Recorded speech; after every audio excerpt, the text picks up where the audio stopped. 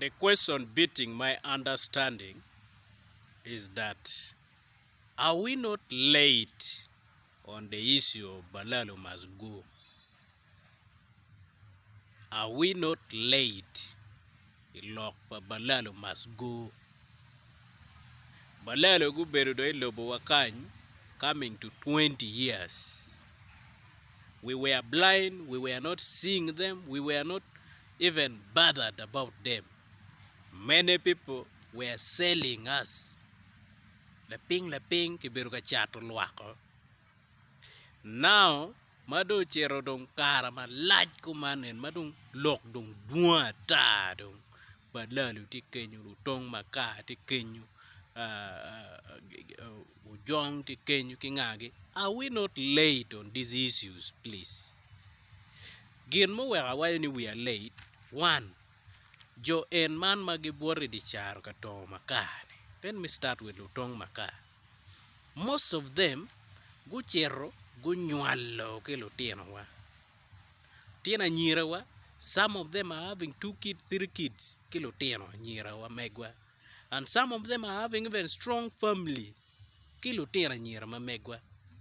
Now, how do you feel in la teach money, nyo in MP money, nyo in la tela money, riem mo won la 10 money? Tam kong dana, how will you feel?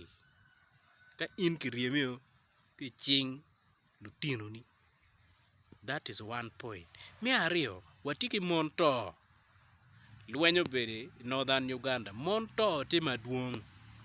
And Joja mo bino ni, Balalo gi, kono ko bagisu gi ki nganga gini. Pole, they are engaged to monto magudongi. How are you going to do jo madong genti ot kachel ki Balalo? Ti ot kachel I bagisu. What are you going to do? Minna magiki Balalo and ma ininero gini.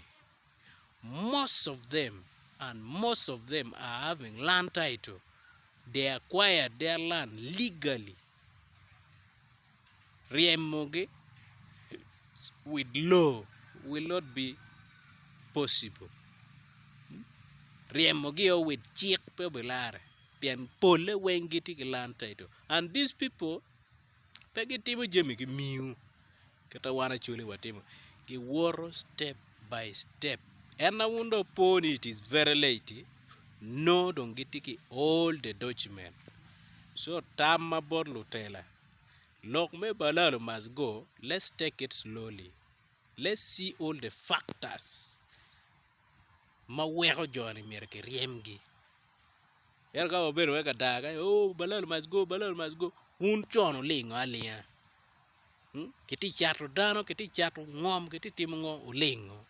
Now that it comes to worse, do ni Balalo must go, Balalo go Timo. Please, this is not the time, and it is not the time. They must stay.